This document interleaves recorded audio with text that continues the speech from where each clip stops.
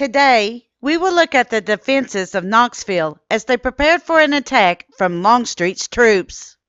While the Siege of Knoxville did take place between November 17th and December 4th of 1863, it would not be a complete siege, as Longstreet simply did not have enough men to completely cut off the supplies and reinforcements. For clarification, let's go over what the general definition for a siege really is. A siege is a military, or in the case of the feuds, a civil operation in which the enemy will completely surround a town or a building. This is done to cut off essential supplies and reinforcements, with the goal of causing the complete surrender of those inside of the siege. Come along with us as the preparations begin and the failed siege is underway. All aboard the Kentucky-Tennessee Living Time Machine. Please fasten your seatbelts and keep your arms and legs inside of the vehicle at all times. But to get going, we need your help. We still need to fire up that time machine to transport us. Please help us by clicking on the like, subscribe, and bell notification buttons down below. Not only does this fire up the time machine, but it convinces the YouTube algorithm that we need a bigger time machine to reach more people who love history as much as you do. Now, back to our story. The defenses of Knoxville prepared. Brigadier General Sanders was able to buy the city of Knoxville time to prepare its defenses against Longstreet. The city of Knoxville, Tennessee at that time was completely located on the northern bank of the Tennessee River. First, we need to cover the lay of the land concerning the city. Captain Orlando Metcalf Poe laid out his line of defenses on a ridge that was at least 100 feet or 30 meters above the city and stretched out in a northern direction. A rail depot sat directly north of that city and connected two lines of railroad traffic that ran east and west.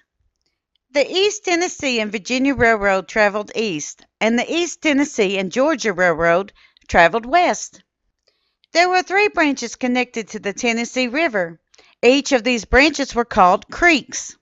First Creek was located on the east side of the city and ran in a southern direction until it connected with the Tennessee River.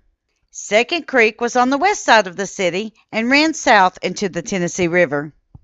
Third Creek was further west and was the location of the fight that took place with Sanders at the command.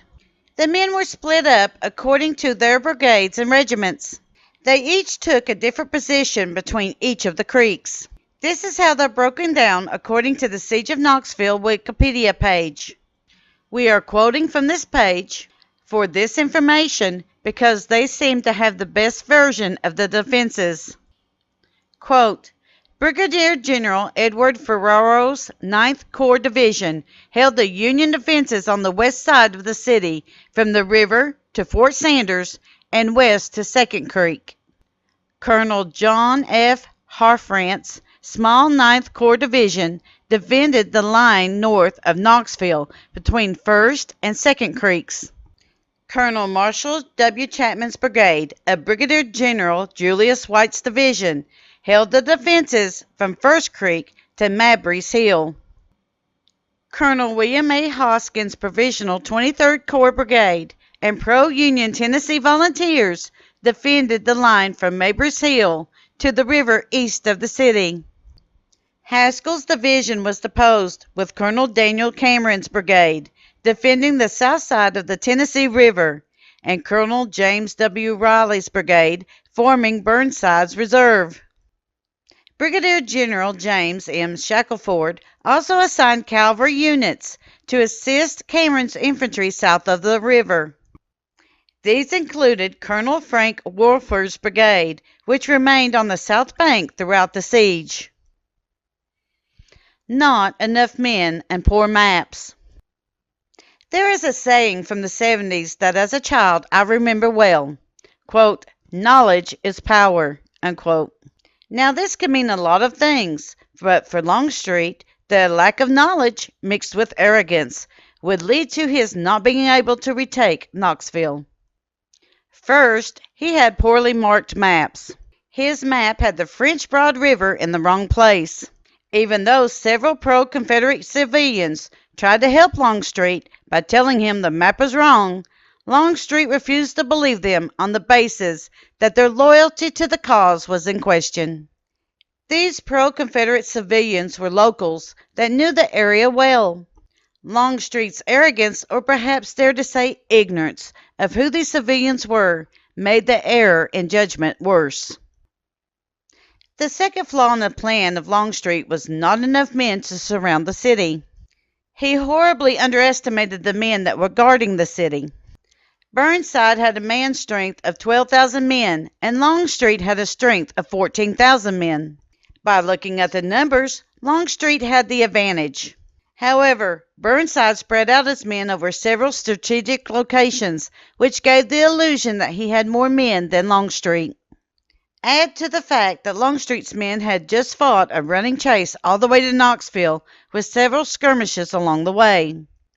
They also had fought a hard battle against Sanders.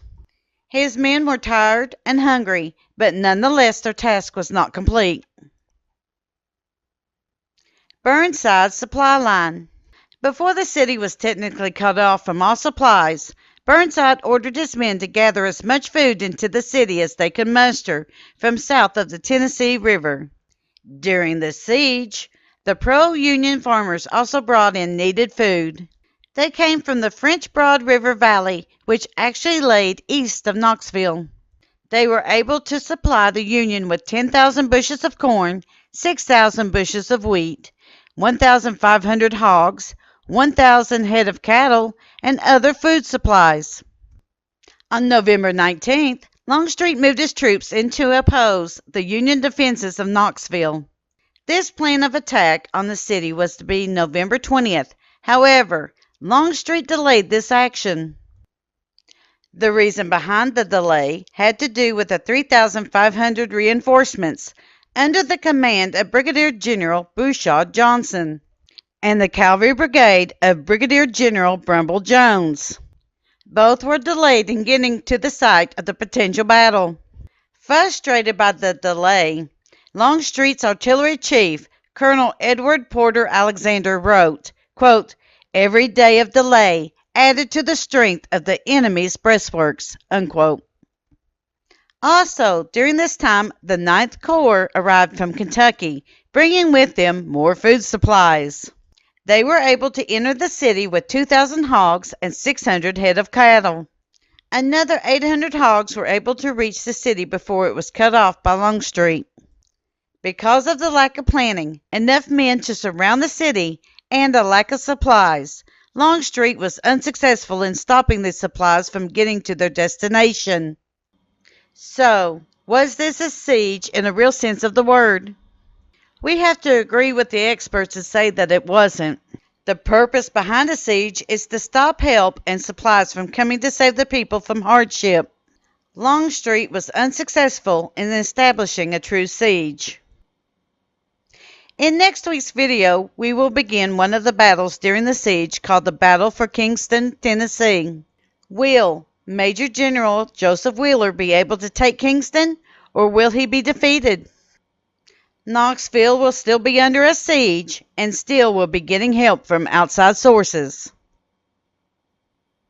Thank you. We at Kentucky Tennessee Living would like to thank you for watching our video series on the Appalachian Civil War battles. Don't forget to hit that like button, as the more likes we receive, the more likely YouTube is to suggest our videos to other viewers. Also, to receive notice when we upload a new video, be sure to subscribe and click the bell notification button.